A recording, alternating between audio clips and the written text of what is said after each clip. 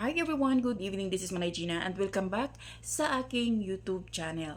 So guys, for today's video, pag-usapan natin si Kim Chiu kasi grabe guys, naawa ako. Alam ko marami sa ating mga fans ng Kim Pao na sobrang na-disappoint dahil sa nangyayari sa kanilang movie na My Love Will Disappear. Kasi nga, nalaman natin na na-move na naman ng April. Kaya pala kahapon, si Kim yung mata niya halata talaga na namumugto. Pero kasi, syempre, nasa showtime siya, hindi naman pwedeng magmukong siya at umiyak, syempre, 'di ba? So ipakita niya pa rin na okay siya, na masaya siya kahit na makikita mo talaga kay Kim na ang lungkot ng kanyang mga mata. At namumugto talaga. Naawa ako in the sense na syempre no, iniidolo mo. Tapos bakit ganun ang nangyari naman Star Cinema?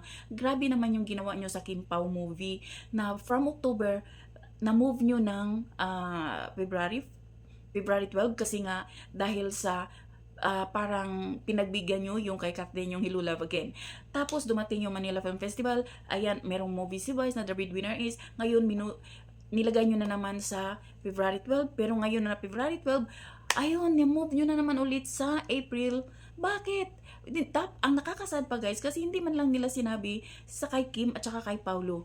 Kaya grabe, nakakalungkot na ganun yung ginawa ng Star Cinema. Yes, ang daming nagsabi na hindi natin alam kung ano yung paliwanag ng Star Cinema. Yes, oo, hindi natin alam.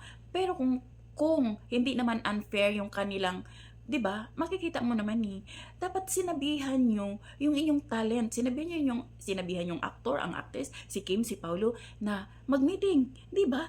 Na i-explain nyo na ma-move kasi kisyo ganyan, gahol kayo sa oras o kung ano man. Hindi yung ganun-ganun lang na kayo-kayo lang nakakaalam na sa bibigla na lang ang Kim Pao na na-move na naman ng April 14. Grabe guys. Pero ayun nga, hintayin natin kung anong paliwanag ng Star Cinema.